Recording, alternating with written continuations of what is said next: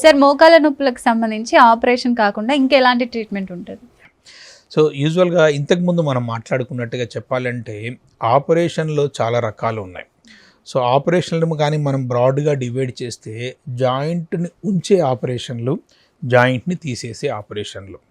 So మీరు operation కాని treatment గురించి మీరు అడుగుతున్నారు.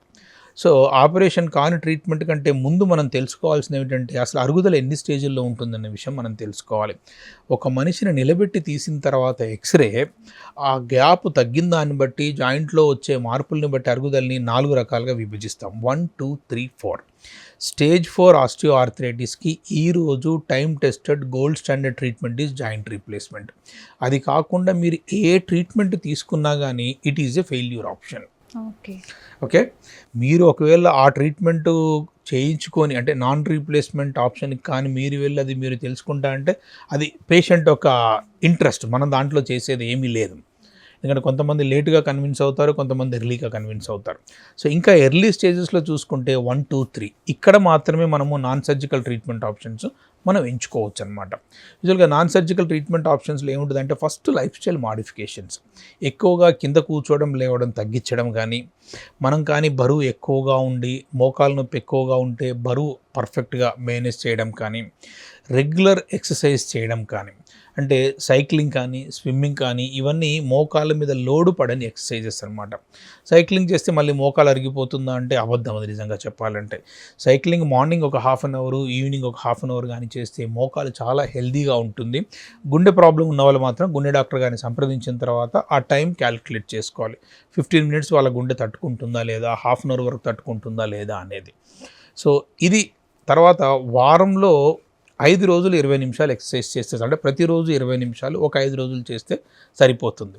తర్వాత డైట్లో కార్బోహైడ్రేట్స్ బాగా తగ్గించేసేసి, ఫ్యాట్స్ బాగా తగ్గించేసేసి, ప్రోటీన్స్ మనం పర్ఫెక్ట్గా తీసుకుంటే యూజువల్గా 0.8 to 1 kilogram 1 gram per KG body weight ఉంటుందన్నమాట. సో ఒక 100 కిలోల బరువు ఉన్న వ్యక్తికి 100 గ్రాముల ప్రోటీన్ అవసరం పడుతుంది. 80 కిలోలు ఉన్న వ్యక్తికి 8 గ్రాములు అవసరం పడుతుంది అట్లా అనమాట. సో అట్లా కానీ మనం తీసుకుంటే that will be the very healthy balanced diet అయిపోతుంది. తర్వాత యాంటీ ఇన్ఫ్లమేటరీ సబ్స్టెన్సెస్ కొన్ని ఉంటాయి ఫుడ్లో. బోన్లో బలం పెంచడానికి ఫ్రెష్ ఫ్రూట్స్, వెజిటబుల్స్, రాగులు, నువ్వులు, బాదాం, తర్వాత సీజనల్ ఫ్రెష్ ఫ్రూట్స్, తర్వాత అల్లం లాంటివి తీసుకుంటే ఏమవుతుందంటే బోన్ ఎప్పుడు స్ట్రెంత్గా ఉంటుంది. కానీ ఇక్కడ గుజ్జు పెంచే ఫుడ్ అంటూ ఏమీ లేదు. పలాని ఫుడ్ తినడం వల్ల గుజ్జు పెరుగుతుందన్న కాన్సెప్ట్ ఎక్కడా కూడా లేదు. సో ఇట్లా life style modifications, ideal body weight maintain చేసిన తర్వాత, ఎక్సర్సైజ్ చేసిన తర్వాత, ఐడియల్ ఫుడ్ హ్యాబిట్స్ పెట్టుకుంటే ఇక్కడ మనకి సాధ్యమైనంత వరకు ప్రాబ్లమ్స్ కొంత రివర్స్ అయిపోయే అవకాశం ఉంది.